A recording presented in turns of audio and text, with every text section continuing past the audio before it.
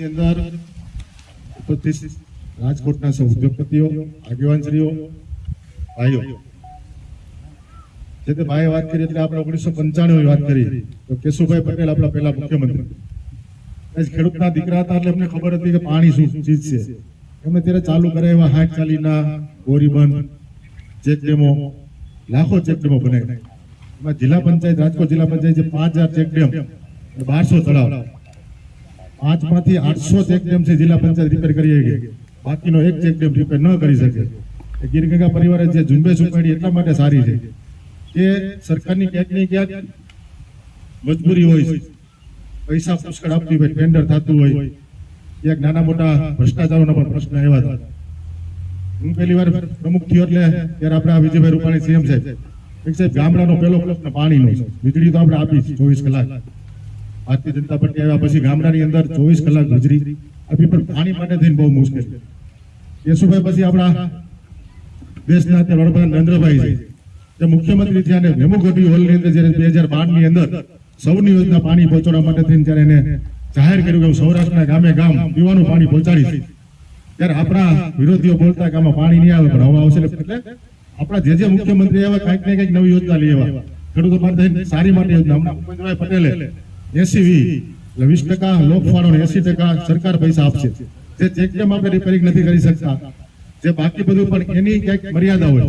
પણ ગીરગંગા પરિવારે જે ઝુંબેશ ઉપાડી, હમણાં બાલાજી વાળા ભીખુભાઈ જે વાઘોદર પાસે ચેકડેમ અમે ગયા હતા, ત્યાં પાણી હાલતું હતું એટલે મેં દિલીપભાઈને પૂછ્યું, મેં ચેકડેમ કઈ રીતે બંધ છે? કારણ પાણી હાલતું ચેકડેમ બનાવવો અઘરો છે. 15 દિવસમાં ચેકડેમ બનાવ્યો અને આજે ત્યાં બૈરાવ કપડા ધોવે છે, ચેકડેમ પાણી ભરેલું છે. એટલે ખરેખર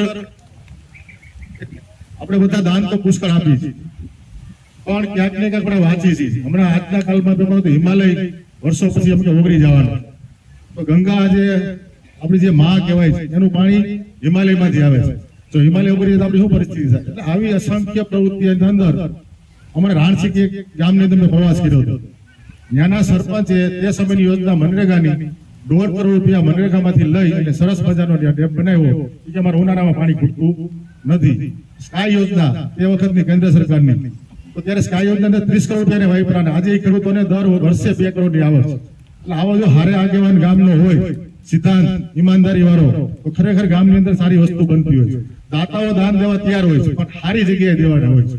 જે રીતે આપણે જોયું છે કે લાખો રૂપિયા કોકના ભરોસે આપણે આપતા હોય છે, એટલા માટે આપતા હોય છે આપણને વિશ્વાસ છે કે આજે પૈસા આપી છે ને એ સારી જગ્યાએ વપરાશ.